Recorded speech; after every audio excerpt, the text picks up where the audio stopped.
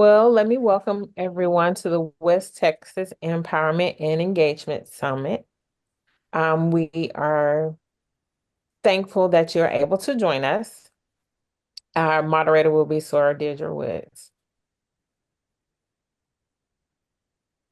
So first, we want to give honor to our five founders because without our founders, there would not be a Zeta Phi Beta sorority incorporated. I do sometimes ponder if they realized the magnitude that our organization would grow to, would become when they decided to found this organization, if they realized that our organization would be key in elections and policies and working in our community. So we want to give honor to our five founders, and we want to thank them for their courage. Our 26th International President and CEO, Dr. Stacy NC Grant, is fantastic, fantabulous, and a trailblazer. She is taking Zeta to different levels, taking us to higher heights. So we would like to honor her. Also, our regional director, Retta Washington McCoy, if you would like to say hello. Thank you, Madam Moderator. My apologies. I was trying to find my cursor. Anyway, good evening to everyone that is on, to the members of Zeta Phi Beta Sorority Incorporated, Madam West Texas State Director, Latanya Logan, Madam Basilis, and to all of the guests. Thank you for having me this evening. I look forward to, I know what will be a very engaging empowerment series conversation.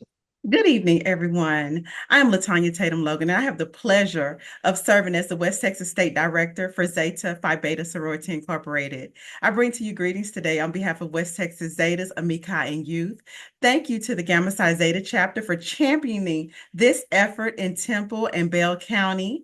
As we approach this crucial election season, I want to remind you of the power, the extraordinary power of SHE, social, health, and economic justice, as championed by our international president, Dr. Stacy NC Grant.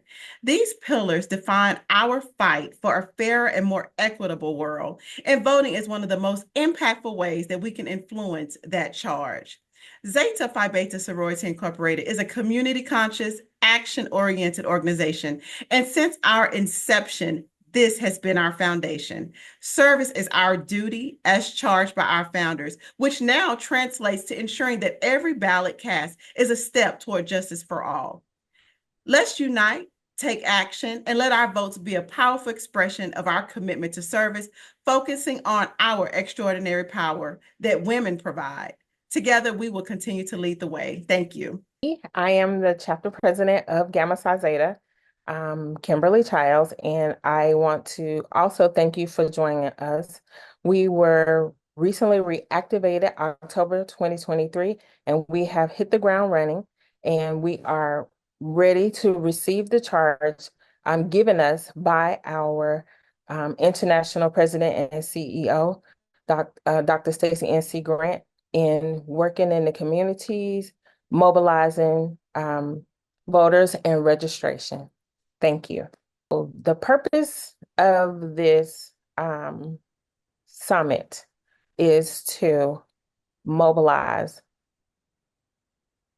voters and would-be voters, to educate voters and would-be voters, and just foster a dialogue, the discussion of what needs to happen, what voters think happen. We want to find out what the issues are, set goals, and then come up with a strategy to how we can get the information to the voters, how we can mobilize the voters, and how we can engage the voters, and then get the voters registered and encouraged to the polls.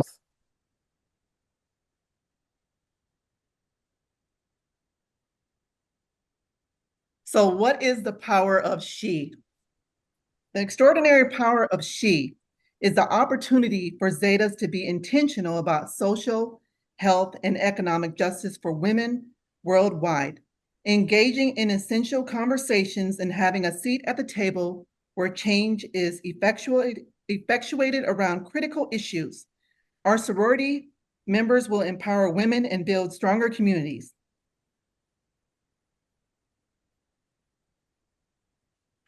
The panelists for tonight are Jennifer Lee, candidate for State Representative, House District 55. Terris Goodwin, candidate for Bell County Commissioners Precinct number 3. And Dr. Zoe Grant, elected City of Temple Councilwoman. Ladies, as a standard will be for the evening, you will each be given 2 minutes to respond to the questions as we move throughout the night. Starting with you, Jennifer, please briefly tell us about yourself. Good evening, everyone. My name is Jennifer Lee. Thank you so much for having me. A little bit about me. I grew up in Texas, grew up in Northeast Texas, went to Tyler Junior College, transferred to Baylor, where I majored in child and family studies. After that, I worked for a domestic violence shelter where I answered the crisis hotline and did new client intakes. And during the day, I was a substitute teacher and discovered I really loved teaching. So I became a teacher for Killeen ISD for the past 13 years, where I taught at Harker Heights High School and then transferred to People's Elementary. I'm a single mom to a pretty fantastic 8-year-old. And because, as moms tend to do, I started coaching his baseball, soccer, and basketball teams. And so I've been very involved in the community. I'm never one to back down from advocating for teachers and students. Some people may recognize me because I've spoken at numerous KISD school board meetings. And yeah, I've just been very involved in the community and working with everybody's children. Well, thank you, Jennifer. Now, Terris, would you like to tell us about yourself? Yes, hey everybody. My name is Terris Goodwin, and I am the daughter of educators, and one of them is a football coach. So Texas football brought us to Temple, Texas, when I was in about 7th grade. And so kind of grew up in this community from here, am a product of this community and all that it brought.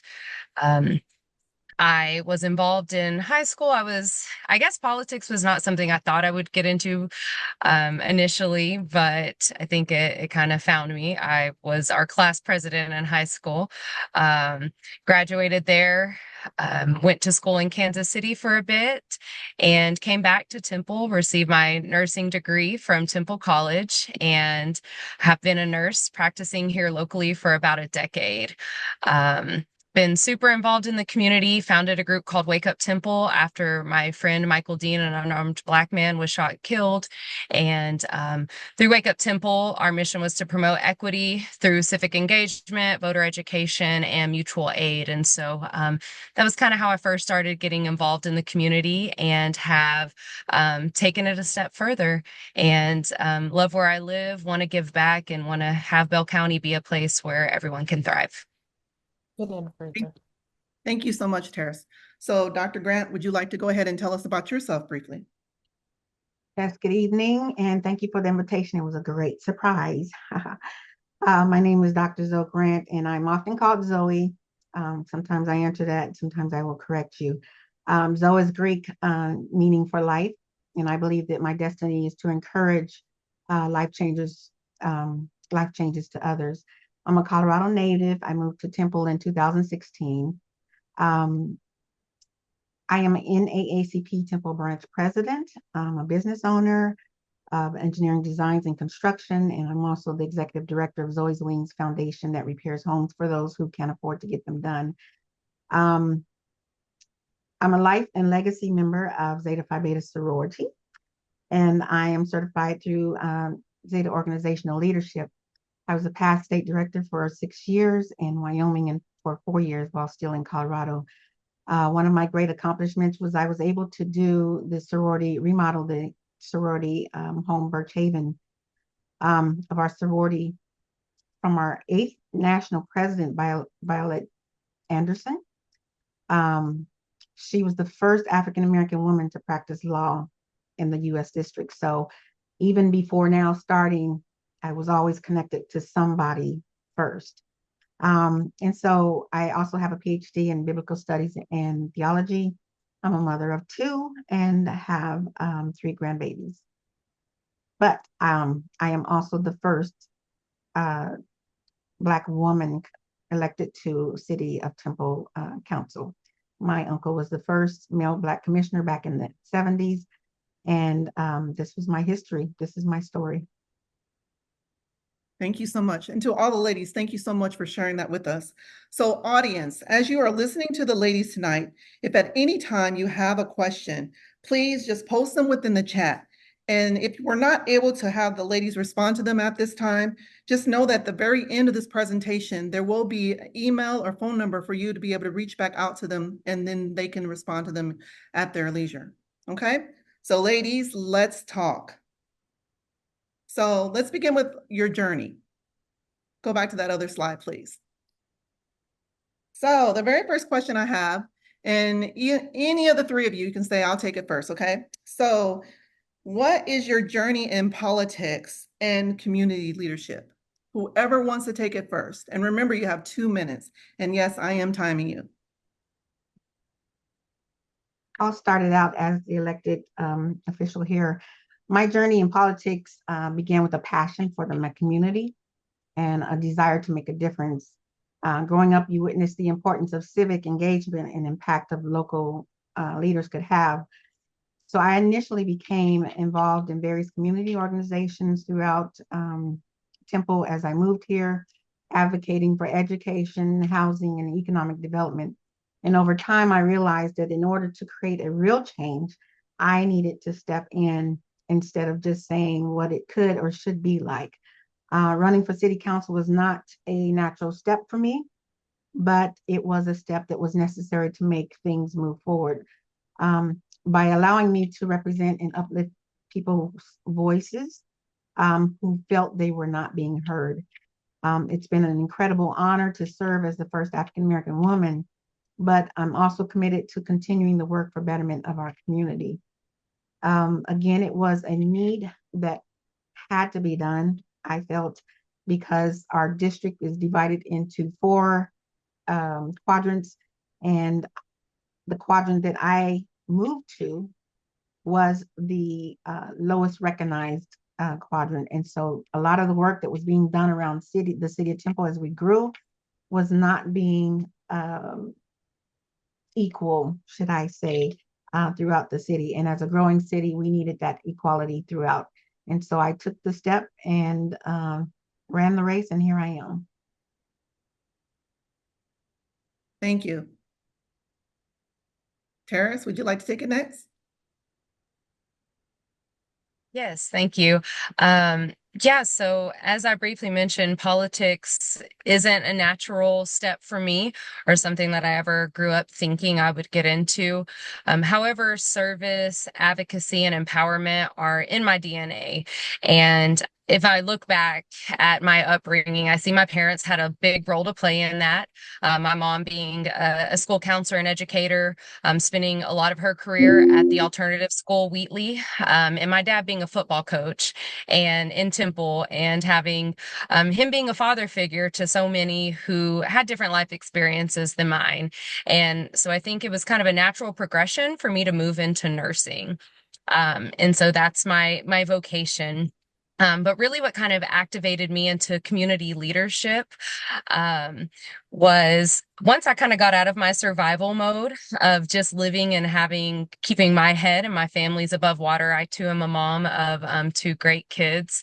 Then I started to be able to look outside of myself, and what kind of sped that up, as I mentioned, was my childhood friend Michael Dean's death. And he was shot by a police officer, unarmed, and we this was after George Floyd's death as well. We had a protest of over 600 people in downtown Temple, and just the pain and the real emotions that everyone felt.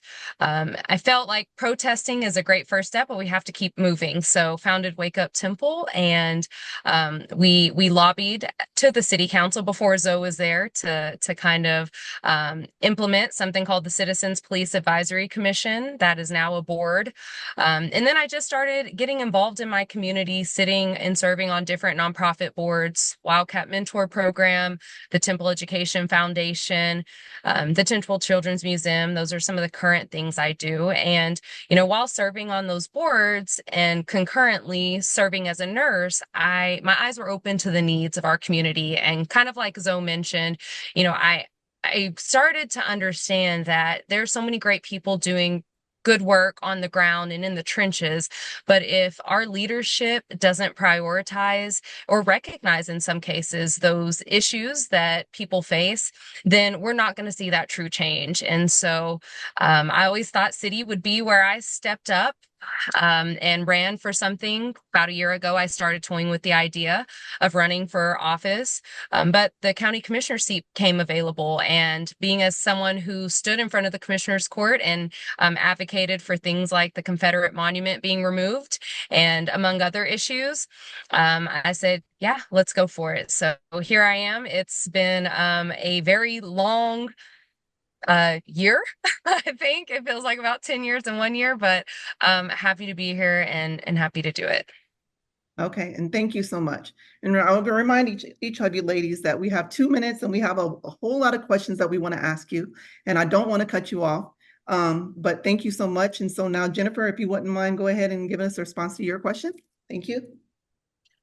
So my journey kind of started just being an educator, and over the course of time realizing that politicians had more to do with what's taught in classrooms and what education looks like than actual educators. And it started with me starting to speak at school board meetings, just being frustrated with teacher pay, working conditions.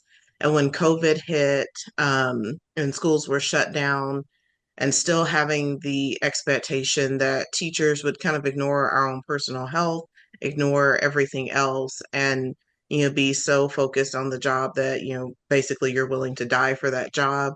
One of the things that happened was I ended up in the hospital with COVID, and I remember sitting in that bed thinking, I see how people die from this, and then getting a text message asking about my lesson plans. And so the next school board meeting, I appeared with the full oxygen, thing in my nose and everything.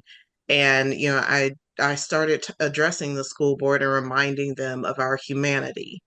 My son and I have gone to the Capitol to testify in front of the Education Committee, where we have to wait 14 hours for me to be able to talk about a particular bill I had an issue with. And I remember sitting there and finally at 9 o'clock at night with my 6-year-old at the time sitting on my lap and saying to the committee, I'm so sorry that you've wasted most of your day listening to so-called experts, but I'm the first actual expert you've had address you all day long. I am the only classroom teacher that has spoken to you this entire day. You have been asking about education and talking about what goes on in classrooms, but you haven't actually spoken to anyone who's in a classroom. So I'm the first one that you've had all day long. I'm so sorry your time has been wasted. And so just realizing that we need to see folks who have real experience with the things that, matter, like healthcare, education, things like that. We need real people making those decisions and having that influence. And so that's why I decided to run for office and get involved. Speaking at school board meetings is nice. Going to the Capitol and occasionally testifying is nice. But, I think, as Zoe mentioned, it's time for real change. And I needed to be in a different position to make the change that I really wanted to see. Thank you, Jennifer. So our next question is, what are some of the key challenges you have faced as a Black woman in politics, and how have you overcome them? And I'm going to start with Jennifer this time. So what are some of the key challenges you have faced as a Black woman in politics, and how have you overcome them? And ladies, again, I'm timing you, so you got 2 minutes, and I'm not trying to rush you, but just kind of know that this is kind of how it's done as you go across your political career. And ready, go. So some of the challenges that I think were sort of unexpected were just having to be very mindful of my appearance and realizing that I can't show up the same way my opponent might, realizing that I can't be the same way that some politicians are used to kind of existing in certain spaces, and that I've had the uphill battle of having to really need additional support from people who don't look like me to get doors open that were firmly shut and shut only to me and not my opponent. And we're still realizing there have been multiple doors that have been open to my opponent because of who's supporting her and what she looks like, and I'm having to go extra steps just to get those same doors opened. And even our current representative, Hugh Shine, has had to tell people to open the doors for me, to tell people to listen to me. And it took his voice coming out and saying, you've got to also listen to Jennifer. This is an open seat. It is an equal opportunity for either candidate. So having to work a little bit harder just to be heard has been one of the challenges that I've faced.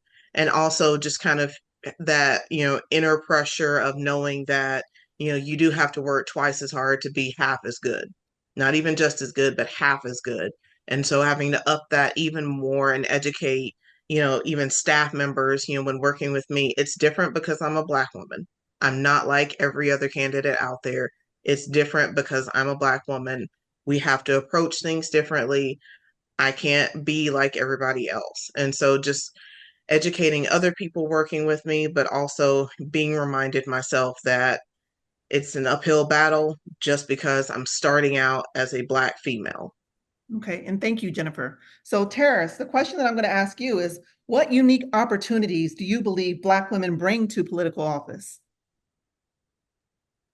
Yeah, absolutely. I believe that as Black women, we have compassion and empathy because oftentimes we do experience and our loved ones experience that discrimination, whether it be overt or it be the looks or the only one in the room and being overlooked. We know what it feels like to oftentimes not be seen, not be heard unless we speak loudly, and make our presence known. And we know what it feels like to be discriminated against. And so I think that we're uniquely positioned to advocate for the needs of our community, those like us, but also for everyone else as well, because we've been there. We know. Sorry, my son, the beeping noise. But yeah, we've been there, and we care, and we honestly have experience in advocating for ourselves and others in many spaces.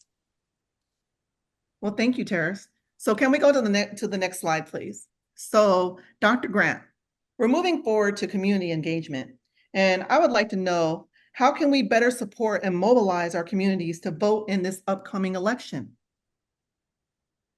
So to better mobilize is to make sure that everyone is educated. It's a big key on understanding the governmental process. I remember when I was running, I asked a young man, probably 40, 45, have you ever registered to vote? And he put his head down, as in to shame is to say, I've never voted before. And I think that sometimes it gets intimidating because you don't know what to expect when you go into that voting poll location. You don't know what's going to happen. What do the lines look like? What are they going to ask me? What do I need to have? So I think education is key in mobilizing our community to vote.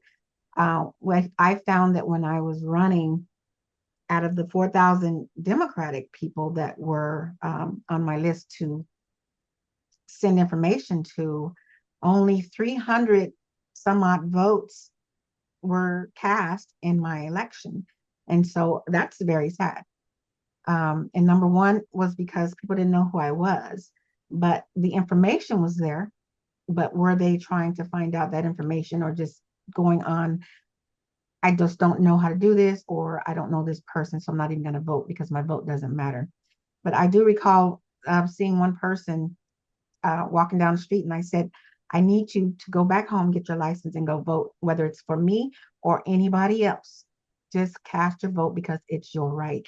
And so later, seeing her 3 months later after I won, she was able to come up to me and give me a hug and say that I voted for you. And so really educating the community on the importance of voting is key. And thank you, Dr. Grant. So Jennifer, would you like to take that question? So again, the question was, how can we better support and mobilize our communities to vote in the upcoming elections?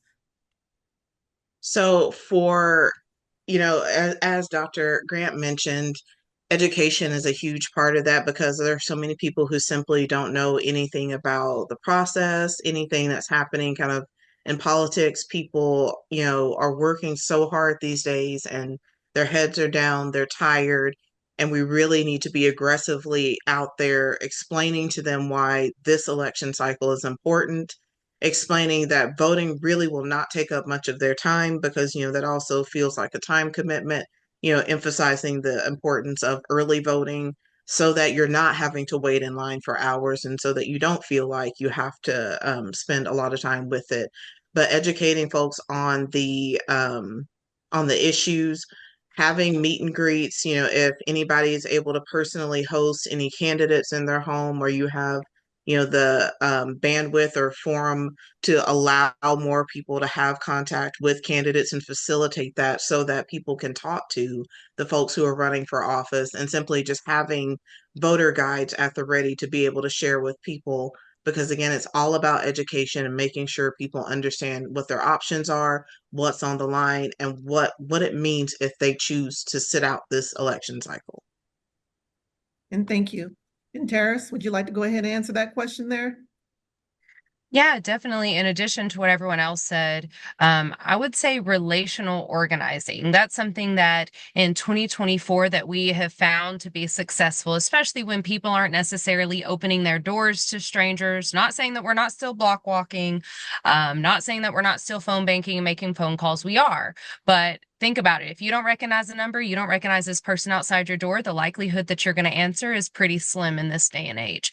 And so really the relational organizing is going to be key in this. And that basically means that if you are an educated individual who understands the issues, understand what's on the ballot, what's at stake, then you are reaching out to your network and you are sharing that information. You are encouraging them to vote, reminding them to vote.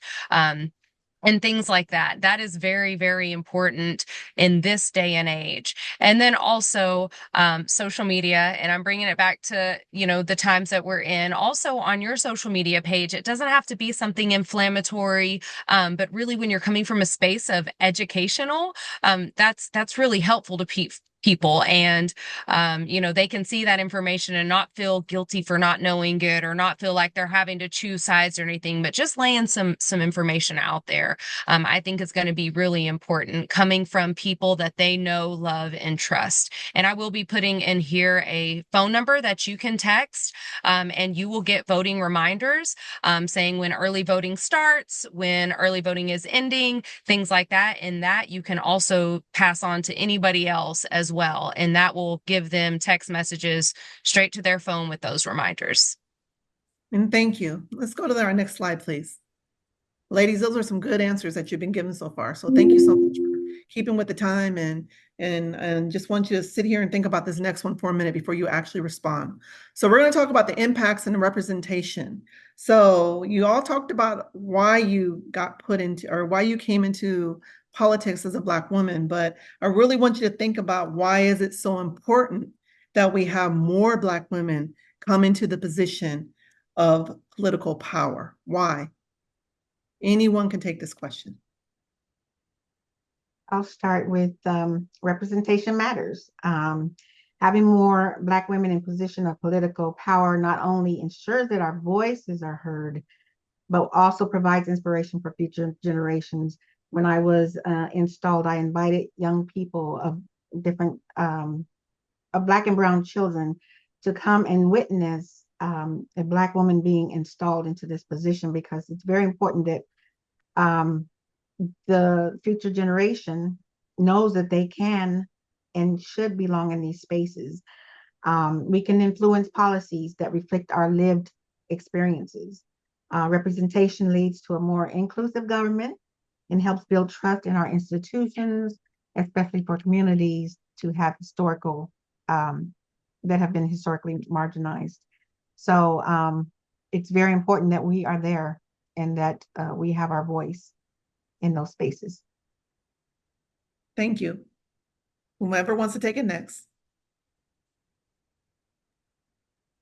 Yeah, I'll go ahead. So, I think it's important because if you and I was on a panel earlier this week and I had everyone close their eyes and look around, go into your grocery store of choice, which mine is H-E-B on Adams. Some people call it the ghetto H-E-B, but I love my H-E-B. But if you go in your grocery store, you close your eyes and you're seeing it, look around. You have all different people of shapes, sizes, beliefs, colors, religious beliefs, experiences, backgrounds, and they all have a lived experience that is greatly different from each other. And if you look and you Google who's representing you at the state level, at the county level, city level, I can guarantee you that does not look like your HEB. And baseline representation matters when you're talking about those lived experiences. And then, like we said, what we as Black women bring to the table is also valuable, and the perspectives and the insight and that empathy piece that where we can relate with a portion of our community that people who currently hold those positions cannot. Thank you. And Jennifer, for you. Like Terris mentioned, looking at the current government and then looking at the population of this county, we need people who live and look like us making decisions for us. It is absolutely crucial that, we cease having a government that looks like a country club, because honestly, it's not working for us. And we're realizing how much it's not working for us. We need our HD 55, House District 55 is 49.9% minority. Bell County is over 50% minority. And yet, when you look at historically who has represented us, that is not reflective of what we're seeing. So we need to start electing people who have those different lived experiences, because that informs the decision making that they do. Well, thank you. So next slide, please, ladies. So the next question that I have for you all is, what advice would you give to women who are considering running for public office? How can they become more involved? Let's start with you, Jennifer, because you answered that question so quickly. That tells me that you're just like, you're ready to go. So go ahead, Jennifer. Yes. I also have my little timer like in my hand, so I'm watching my own time. So when we talk about aspiring leaders, one of the things I tell high school students is, get involved with things like, I've invited them during the summer, come to commissioner's court, since it's, you're not in school and you're able to do that. Go to school board meetings, start talking to people. It doesn't cost anything just to ask people for meetings and to start really paying attention to what's happening, listening to what people are, complaining about, frustrated about. Get all in those Facebook groups and look at what people are complaining about the most, and then see, okay, well, who's in charge of that thing that people are complaining about? Maybe I need to start a conversation with that person. But, anybody who's looking to go into office and looking for leadership, it's kind of like parenting. You need to realize that there comes a point when you're never going to be ready enough, but you need to go ahead and do it. Because if you want something different, you have to do something different. So go ahead and just do the thing that scares you. Because I promise you, you are already equipped. You're already, in a position to make a real change. Wherever you are, whatever you are doing, you are good enough as you are. Go ahead and move forward and know that you're doing the thing that you're supposed to be doing. Jennifer, are you sure you wasn't a soldier at one time or another? You sound like you was one of my soldiers. So no? Okay. What about you, Terris? Would you like to respond to that question? Yeah, sure. So really, it's if you see a need, try to do your best to fill it. And if it's not something that you can do, but it's something that you can still impact and influence through your doing your research, as Jennifer said, and figuring out the root cause of it, then going and doing that and identifying your strengths, not being afraid to let that shine. I'm the oldest of 4 kids, and I was bossy, right, growing up, and that's okay. That translates. We probably all were. I feel like most leaders, okay, we were bossy, right? But the thing is, that's one of the strengths. I'm able to delegate tasks, right? That's a strength. Not bossy. Delegate tasks, but also use that big, strong, loud voice for change and for positive change. So identify your strengths. Don't be afraid, even if people call you loud, talk too much, bossy, whatever the negative things they can throw at you. Recognize and know your strength, use it for the greater good. And if there's a need that you can fulfill, go for it, do it. Thank you. No, it's not bossy. That's not the word. I'll come back with the word later on. Dr. Grant? I agree with that word of go for it. I recall when Terris came to me, we had coffee at 1914 coffee house, and she said, I'm going to run for commissioner, and I was super excited. But then what also got me is that she said people said to contact me because I had already won. Sometimes I look back and I say, well, I don't think that I've done something great, but then when you hear other people say it, it kind of hits you a little differently. And so I say to each of you ladies, just continue to be yourself and be a strong support. Find a good support, and do your homework. Be prepared to work hard. As you know, and as you see, as you are going through this process, you have to work hard. You have to be smarter, as Jennifer said, than the next person. You have to work harder than the next person. I just want to encourage you that as you go forth, as also that you don't get discouraged. You will have times when you say, well, what am I doing? Why am I doing this? This person has more money than I do. This one's doing this, that, and the other. But be yourself and put God first. Put that out there. Put God first, and He will direct you in the way that you should go. And so always have that back that person who's going to really build you up and hold you up. It may not look like your color. It may not be the person that you expect, but there's somebody who's really going to push you to be a great leader that you will be. Thank you so much. And did y'all notice there was a couple plugs in there? The first one was the coffee shop, 1914. The other one was a couple questions back. Early voting is October the 21st.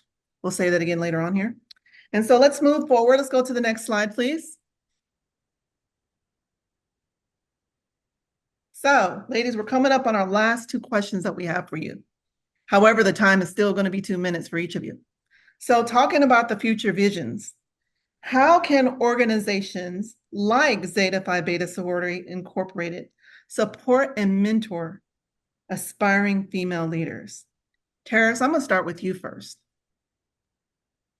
Yeah, one, I think just like what we're doing today, but more of it, because you guys, I'm not a member of a sorority, but my stepmom is, and she's actually a Zeta, and she loves it. And the thing is, y'all have a network, a sisterhood that is far reaching, far spread, with many talented, knowledgeable women. And I think that leveraging that network and helping aspiring leaders get their message out, but also helping with resources, be it, I've learned how to become a graphic designer because I can't afford one, right? But I'm sure there's a Zeta who's a great, excellent graphic designer, right? Who could give some tips or some advice in whatever realm that they're super experienced in. So I think plugging aspiring leaders into the networks that you all have would be great. This is an excellent first step. but I'm almost even thinking some sort of leadership academy type situation where they're able to be plugged in with you guys and you pair them with some of the excellent women in your group so that they can be as successful as possible, and then that message can be spread widespread so they can get the support that they need. And thank you so much, Terris. So, Dr. Grant, you're already a member of Zeta Phi Beta Sorority Incorporated. However, what other means do you believe that the sorority could provide to help those women who are wanting to become aspiring female leaders? Well, first, Terris, I'd like to know if your mother-in-law, is it? What is she in Temple? We need to know that. No, yeah, she's my stepmom. She's actually up near DC. Okay. Okay. So with Zeta Phi Beta sorority, we have 3 youth auxiliaries for mentorship and resources: Pearlettes, Amikettes, and Arcanettes, and these range from age 4 to 18. And then hopefully those who complete these groups will go on to be a Zeta, but they create networking opportunities. We offer leadership development programs, empower women with the tools that need to be successful in politics, as well in their careers. And additionally, these organizations can foster a sense of sisterhood. Just being a Zeta is a sisterhood, and I guarantee you, no matter what we go through, we all come back to that sisterhood and support. Reminding aspiring leaders that they are not alone in their journey, no matter what it is. We are here for you. And so Zeta provides that to many women throughout our nation, because we are nationwide. Thank you. And thank you, Sora. Oh, I'm sorry. Thank you, Dr. Grant. And not only are we nationwide, we're internationally known. So for you, Jennifer, would you like to respond to that question, please? I think, like Terris said, one of the first issues we had when, Terris and I immediately kind of clung to each other as soon as we started running for office because, we just needed that support. So the idea of being connected to, educated, knowledgeable, leaders who are currently, doing the work and doing, having some networking opportunities through the sorority would be extremely helpful. And also just kind of, if you have someone who's kind of talking about it, interested in it, or you see that that's their calling to be, an elected official, going ahead and setting them up in such a way where it's almost like a training academy and you're making the connections with them, you're helping them kind of start developing, their platform, develop who they are as a candidate, find that identity, because it is time consuming to figure out who you are as a candidate and finally get that stride and then go with it.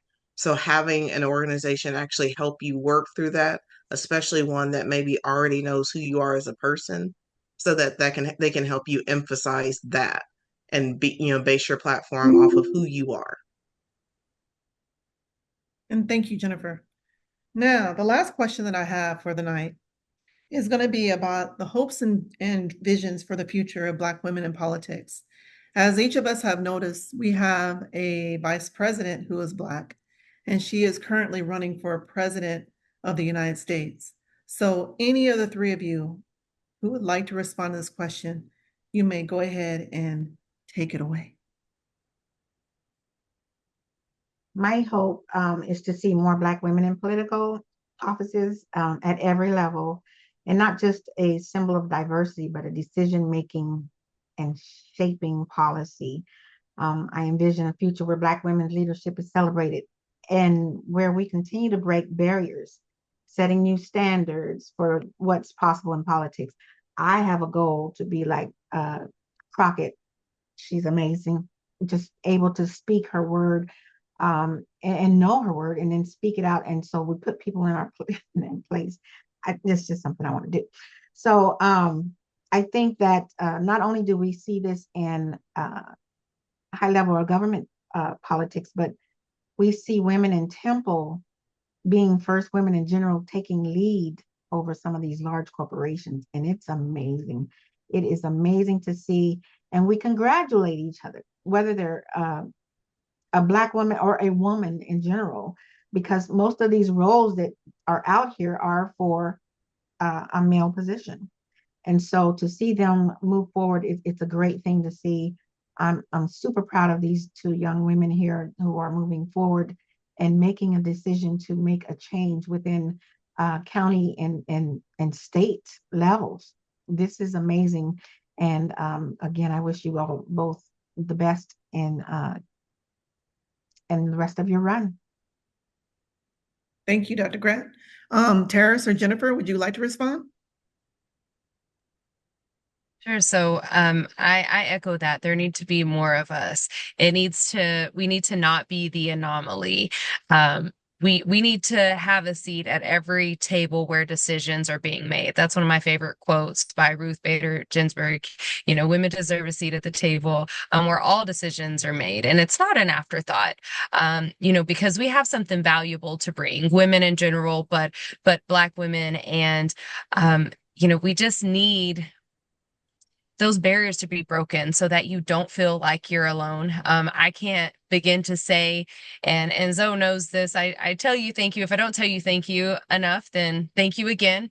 But having somebody who has done it before is, I mean, that is just gives you that strength and motivation to know it can be done. And so we need more of that. And then we also need that support of women when we're running, and from our own community, the Black community as well, you know, having them to support us all in that. And you know, one of the really tough things is hearing people from the Black community tear Kamala down, tear Black women down.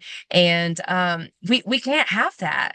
And that's where I think we all come in to help and provide that nice, loving education, right? Non-judgmental education piece.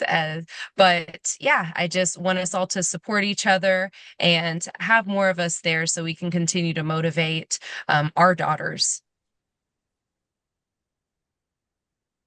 And Jennifer, that leaves you. So I don't know that I signed on to say non-judgmental because I will give strong side eye. I need people to remember that we can be Black and qualified. We see the constant questioning of whether Vice President Harris, you know, has done anything or she's qualified. And then we see that in our own races, you know, people are like, oh, it must be a DEI situation. When no, I can be Black and I can be qualified. You know, I always mention the master's, or I don't ever mention the fact that I do have a master's degree in education administration. Who better to be helping make decisions for education than somebody who has actually taken the time to study it? But looking at this vision and understanding that, you know, one of my friends was talking about, you know, at the end of the day, when things have just seemed to be going to crap and everything is, you know, horrible, it always takes a woman of color to step up and get things back together and set things right. And that's what we've seen in Bell County. And looking at our ballot, women just got tired of the nonsense and the foolishness. And we all said collectively, you know what, I guess we're going to have to fix this because we don't see it happening with anybody else. And I love that that's the energy, that's the vibe. It's taking all of us stepping up at the same time and saying, we got to get us all the way together because we're unraveling. We're going to fix it. We are getting everybody all the way together. And I love that it's happening at a national level and I love that it's happening here. But we've all said collectively, enough is enough, and we are stepping up. Thank you. Ladies, you all have been very inspiring to me. No, I still do not aspire to be a politician like you. However, I will tell you that just listening to each and every one of you continues to allow me to know that the future is going forward. Can we please go to the next slide?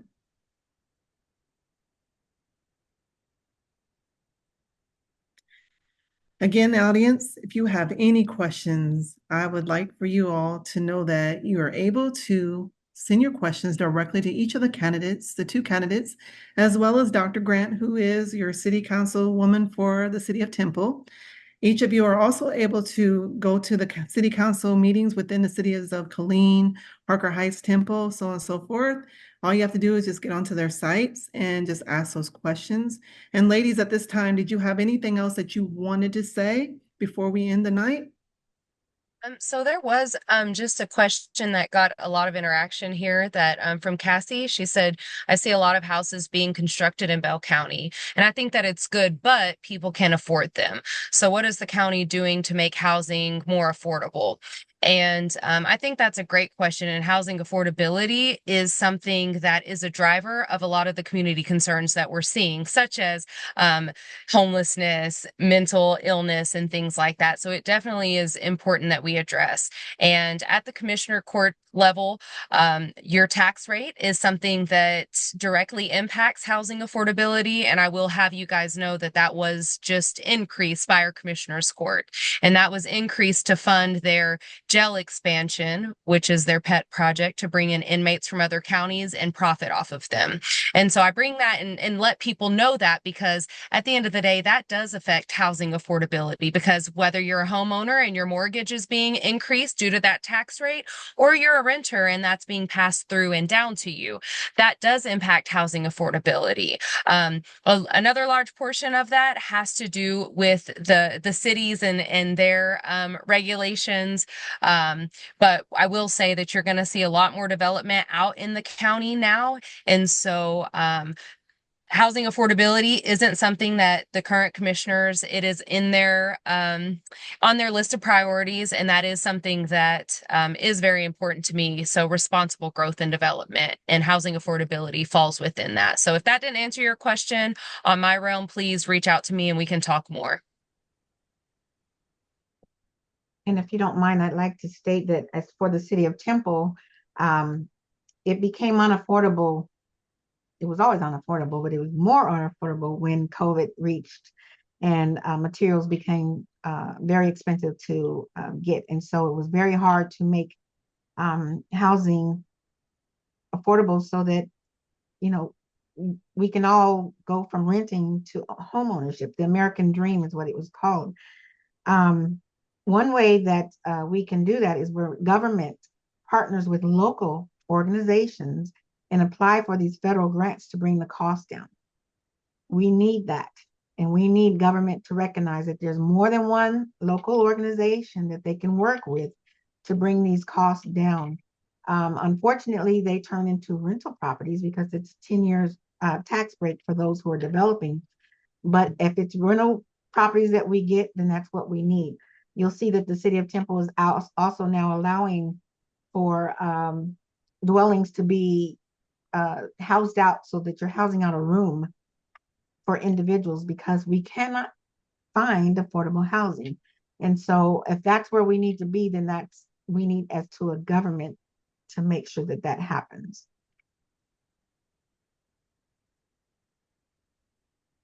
Can I get the next slide, please?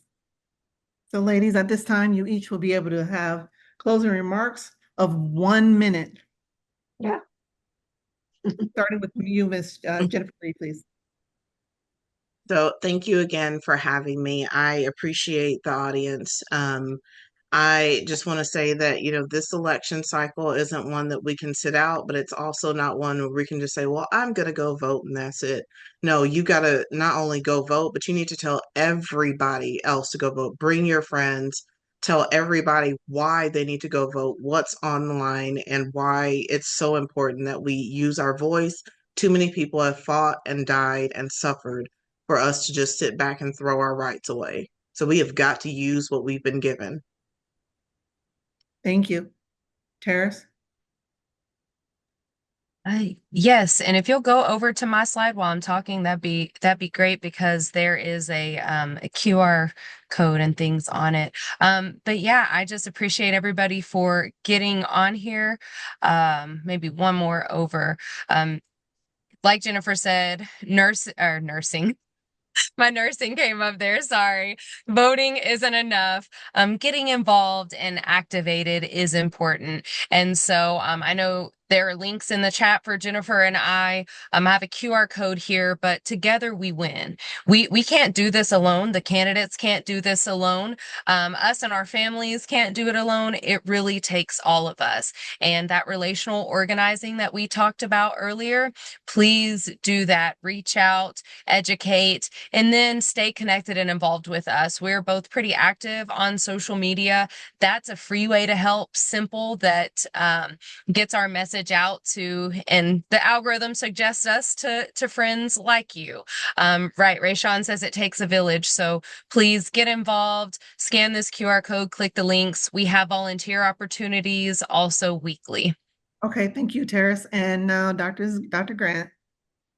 So as an elected official, I would like to just say to anyone, if you see something, no matter what county or city you're in, you see something, you say something. We don't know if there's an issue unless somebody says something. So we can't sit back and just say, you know, it'll get done or they'll never do anything. But if you'll notice with me, if you tell me that something needs to be done, it's either done the next day or that same hour. So let's continue to be involved in our city and make sure that we say something. And if you can just share my slides real quick. I just want to share for as NAACP, and I am the president, as I mentioned, but there was some first Black women who have made a big difference. And then the next slide. This was my installation where I invited some young people to come out. This was very important for these people to see that we can do something. And then that last slide, reaching out to the youth, going back to their schools and talking to them about, the importance of leadership and politics. You start them at a young age. These young people on the right are pioneers of the community and learning more about leadership. And one more slide. Support. I seen somebody it was Sabina who said supporting each other is key. And we like to support each other. So whenever we see each other, we're always taking pictures, but always support somebody who's trying to make a change. And that was all I have to say. This is the information for everyone. If you want to take a picture of it, you're more than welcome to do that. We thank you, each and every one of you, for taking the time out of your busy schedules to come online with us to hear what each of the panelists had to say. And we hope that you have a really great beginning of your new week here. And remember, October 21st is early voting. You are welcome to go out there and vote early, or you can wait until the actual day. Me, myself, personally, I'll be voting early. So thank you and best wishes to all of you. And may you have a wonderful night. Thank you. Thank you.